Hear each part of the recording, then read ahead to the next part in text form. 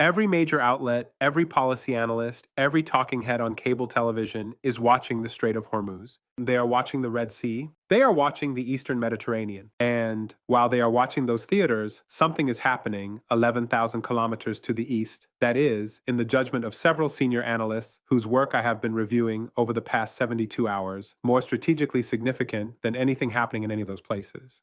Indonesia, the world's largest Muslim majority nation, a country of 280 million people, a member of ASEAN, a country that has maintained a foreign policy doctrine of strict non-alignment for 70 years, is in advanced discussions that would offer Iran a degree of naval access to facilities in the eastern Indonesian archipelago, not a full base in the traditional Cold War sense, something more sophisticated than that, something more deniable. And in the current environment, something far more dangerous to the existing order than a conventional military agreement would be. I want you to stay with me through this analysis because the layers of this story are not obvious, and the mainstream media is not connecting them correctly. What appears on the surface to be a bilateral diplomatic overture is, when you examine the data carefully, the visible tip of a strategic architecture that has been under construction for at least 3 years, and that involves actors far beyond Jakarta and Tehran. This is the analysis you are not getting from conventional sources. Subscribe now if you have not already, because what we are about to cover is being actively discussed in defense ministries from Washington to New Delhi, and almost none of it is reaching the public conversation. Let us begin with geography, because geography is destiny, and in this case, geography is the entire story. Indonesia is not one island. It is 17,000 islands stretched across 5,000 kilometers of ocean, sitting directly astride the most important maritime choke points in the world outside of the Strait of Hormuz itself.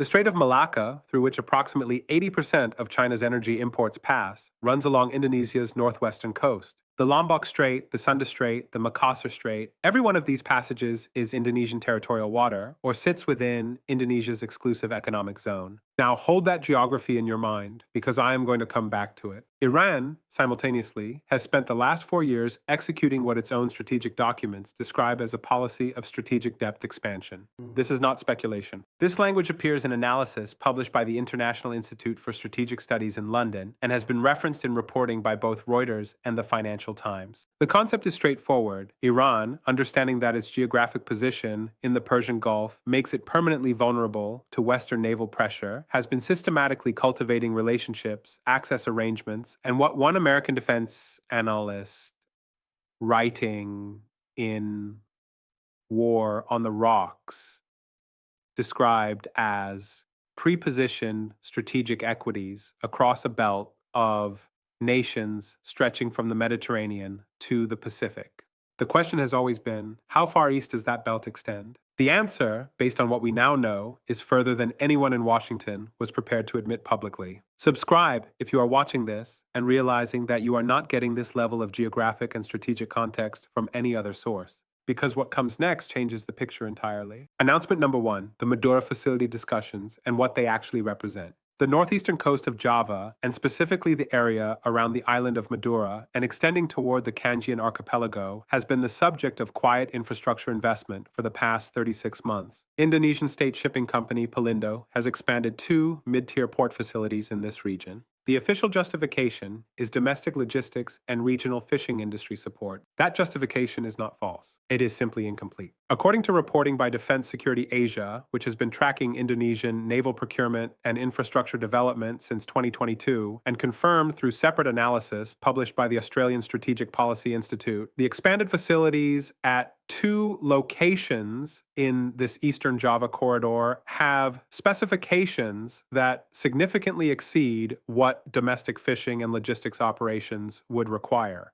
Specifically, deepwater berthing, capable of accommodating vessels up to 180 meters in length, fuel storage capacity at roughly 4 times the level of comparable regional ports, and communications infrastructure that one Australian analyst described in print as consistent with dual-use military commercial designation. Now, Iran operates a class of logistics and intelligence gathering vessels. Its most capable are between 140 and 180 meters in length. I will let you connect those measurements yourself. The Iranian foreign minister visited Jakarta in February of this year. The official communique from that visit referenced cooperation on maritime economic development and halal trade corridor expansion. Bloomberg noted the visit in 3 paragraphs. No Western outlet examined the technical annex of the agreement signed during that visit, which has since been referenced in Indonesian parliamentary proceedings as covering, and I am quoting the parliamentary record here, maritime facility access protocols and mutual logistics support frameworks. That language, facility access protocols, is not commercial language. Anyone who has read a status of forces agreement or a military access arrangement knows precisely what that phrase means. Received. That is announcement number 1. Announcement number 2, China's fingerprints and why Beijing is the silent architect of this entire arrangement. This is the part that almost nobody in the mainstream media is connecting correctly, and it is the part that elevates this story from a bilateral diplomatic curiosity to a genuine reconfiguration of Pacific strategic geometry. China has been Indonesia's largest trading partner since 2019. China has invested, according to data from the Indonesian Investment Coordinating Board, approximately $4 billion in Indonesian infrastructure between 2020 and 2025. That investment is concentrated in 3 areas: nickel processing on Sulawesi Island, port development on the northern coast of Java, and digital infrastructure across the archipelago. These are presented as Belt and Road Initiative projects. They are Belt and Road Initiative projects. They are also simultaneously something else. Stay with me, because this is where the narrative shifts entirely. The port development component of China's Indonesian investment, examined against the backdrop of the Iranian access discussions, reveals a pattern that 3 independent analysts, one at Georgetown University, one at the S. Rajaratnam School of International Studies in Singapore, Imitsa Insamam, and one writing for the Lowy Institute in Sydney, have each separately described as strategic preparation for extended supply chain resilience. That is academic language for something simpler. China has been quietly building the physical infrastructure through which Iran can project a presence into the Pacific while maintaining full deniability, because the facilities are commercially owned and operated. The logic is elegant. China does not want an Iranian military base in Southeast Asia any more than the United States does, because such a base would trigger exactly the kind of regional alarm that would push ASEAN nations toward Washington. What China wants, and what the available evidence suggests it is getting, is an arrangement under which Iranian naval and logistics vessels can operate in Indonesian waters under commercial cover, using facilities that China helped build in a region that sits directly athwart the sea lanes that connect the Indian Ocean to the Pacific. Think about what that means for American naval planning. The United States 7th Fleet operates out of Yokosuka in Japan. Its area of responsibility includes the Western Pacific and the Eastern Indian Ocean. For the past 3 decades, American naval planners have operated on the assumption that the choke points between the Indian Ocean and the Pacific, the Strait of Malacca, the Lombok Strait, the Sunda Strait, were, while not formally controlled by American allies, at minimum not accessible to American adversaries. That assumption is now, at minimum, being tested. At maximum, it is already obsolete. According to analysis published in the Naval War College Review in the first quarter of this year, the ability of a hostile power to position even a small number of logistics or intelligence collection assets in the eastern Indonesian archipelago would, and I am paraphrasing the finding here, fundamentally alter the detection geometry of any American naval movement between the Persian Gulf and the Western Pacific. That is not a minor adjustment to strategic calculations. That is a structural change. Received. That is announcement number 2. Announcement number 3, and this is the one that almost nobody is discussing because it requires holding 3 separate diplomatic tracks in your mind simultaneously. While the Indonesian-Iranian facility discussions have been developing, Iran has simultaneously been deepening its relationship with 2 other Pacific-adjacent nations in ways that, taken individually, appear routine, but taken together, reveal a coherent strategic design. First, Iran and Malaysia signed a comprehensive economic partnership framework in late 2024. Buried in that framework, in language that the diplomat reported on briefly before the story was overtaken by other news, are provisions covering maritime search and rescue coordination and joint hydrographic survey operations in the eastern Strait of Malacca. Hydrographic surveys map the seafloor. They establish the data necessary for submarine navigation. Malaysia has historically maintained a degree of strategic ambiguity in its relationships with both Washington and Beijing. That ambiguity now extends to Tehran. Second, Iranian academic and military technical exchanges with institutions in the Philippines have increased measurably since 2023, according to data from the Philippine Commission on Higher Education, which tracks foreign-sponsored academic partnerships. The exchanges are framed as scientific cooperation. Several involve oceanographic research. Several others involve what are described as dual-use technology assessment programs.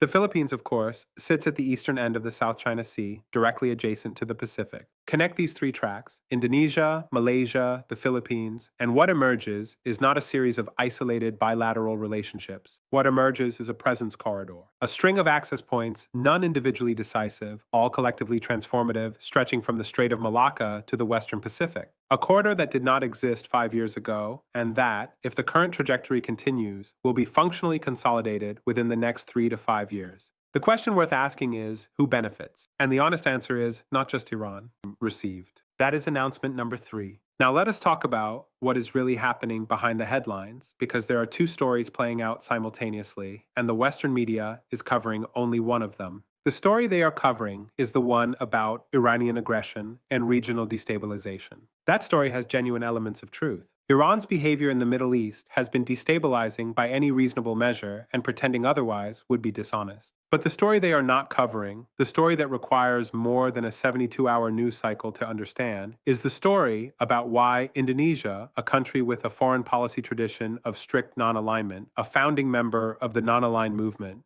a country that has carefully avoided entangling itself with any great power military structure for the entirety of its post-colonial history, is now apparently willing to offer any form of access to Iran. The answer to that question is not ideology. Indonesia is not an ideological ally of Iran. The two countries have significant differences on any number of issues. The answer is Washington's behavior over the past decade. The Indonesian foreign policy establishment, which I want to be clear, is a sophisticated, professional, and genuinely thoughtful institutional community, has watched the United States conduct itself in the following manner. It has watched Washington impose secondary sanctions that have damaged Indonesian trade relationships with third parties.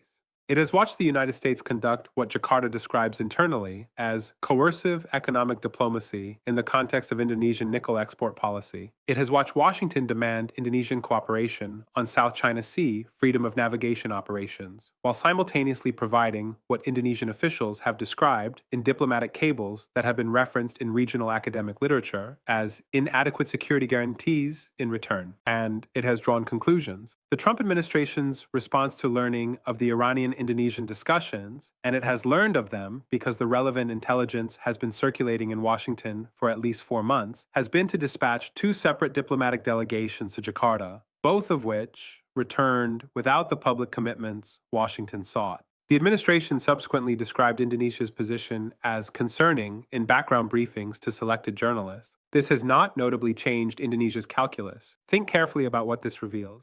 When the United States applies diplomatic pressure to a long-standing, non-aligned partner, and that partner does not comply, and then continues moving toward an arrangement with an American adversary, that is not a failure of Indonesian decision-making. That is a signal about the limits of American leverage. And when that signal comes from the largest Muslim-majority nation on earth, a country of 280 million people, a country that will be the 4th largest economy in the world by some projections by 2045, it is a signal that carries extraordinary weight. If you operate a business with supply chains that pass through Southeast Asia, what is developing in Jakarta is not a foreign policy story. It is a logistics cost and insurance premium story, and it is coming for your balance sheet faster than the headlines suggest. This pattern has repeated throughout history, and every time it repeats, the outcome follows the same logic. Consider the Peloponnesian War. Athens and Sparta, the 2 dominant powers of the ancient Greek world, went to war in 431 BC. The conflict lasted 27 years. Both sides were, by the end of it, fundamentally exhausted. Athenian naval supremacy had been destroyed. Spartan military dominance was hollow. The Athenian Empire was gone. The Spartan hegemony would collapse within a generation. And who won the Peloponnesian War? Macedon won the Peloponnesian War. A kingdom that had been a peripheral, semi-barbarous presence on the edge of the Greek world, dismissed by both Athens and Sparta as a secondary concern, used the exhaustion of both great powers to build the military and economic foundation from which Philip II and then Alexander would conquer not just Greece but the known world. The parallel to the current moment is not subtle. The United States and Iran have been locked in a strategic confrontation for 45 years. That confrontation has consumed enormous resources on both sides. It has distorted American foreign policy across multiple administrations. It has shaped Iranian domestic politics in ways that have imposed severe costs on the Iranian people. Both sides have been, in important ways, diminished by it. And China, watching from the eastern edge of the strategic theater, has spent that same 45 years building manufacturing capacity, naval capability, diplomatic relationships, and, as the Indonesian situation makes clear, strategic access arrangements that require no shots fired, no treaty signed, no public commitments made. The United States is Athens. Iran, in this particular parallel, is Sparta, a power defined primarily by its capacity to resist, not to expand. And China is Macedon, quietly preparing to inherit a world that the two exhausted combatants are too depleted to defend. The Indonesians understand this. That is why they are doing what they are doing. They are not choosing Iran. They are declining to subordinate their strategic future to a bilateral confrontation that they did not start and that has already cost them more than Washington acknowledges. So where does this leave us? Let me give you three clear paths, because there is no honest ambiguity about the direction of travel here, only uncertainty about the speed. Path 1, Washington recalibrates. The United States, recognizing that the current approach to both Iran and Southeast Asian non-aligned states is producing strategic results opposite to its intentions, undertakes a genuine reassessment. It offers Indonesia concrete economic and security incentives, not demands, incentives, that make deeper alignment with Washington more attractive than strategic ambiguity. It de-escalates with Iran sufficiently to remove the pressure that is driving Tehran's Pacific outreach in the first place. In this scenario, the Indonesian facility discussions remain preliminary and eventually dissolve. The presence corridor never fully consolidates. This scenario is possible. I would assess it as unlikely, not because American strategists are incapable of this logic, many of them are entirely capable of it, but because the domestic political environment in Washington currently makes the necessary flexibility nearly impossible to execute. Path 2, the corridor consolidates. The Indonesian discussions conclude in some form of formalized access arrangement, deniable and commercially structured but operationally meaningful. Malaysia's hydrographic cooperation deepens. The Philippine technical exchanges produce capabilities with real strategic application. Within 3 to 5 years, Iran has a functional, if informal, logistics and intelligence presence across a corridor stretching from the Strait of Malacca to the Western Pacific. American naval planning is forced into a fundamental reassessment of its assumptions about the Indian Ocean Pacific transition zone. The cost of that reassessment, in both resources and strategic positioning, is substantial. This scenario, based on the trajectory of the available evidence, I assess as the most probable. Path 3, regional escalation, interrupts the process. Some event, a confrontation in the South China Sea, a domestic political crisis in Indonesia, a sharp deterioration in Iranian-American relations that triggers regional alarm, disrupts the current trajectory before the corridor consolidates. This resets some variables but does not change the underlying logic that is driving Jakarta's behavior. The same pressures, in this scenario, reassert themselves within 2 to 3 years, and the process resumes from a more advanced starting position. I think we are moving toward Path 2 faster than Washington's public posture acknowledges. The infrastructure is already partially in place. The diplomatic frameworks are already being constructed. The commercial cover is already established.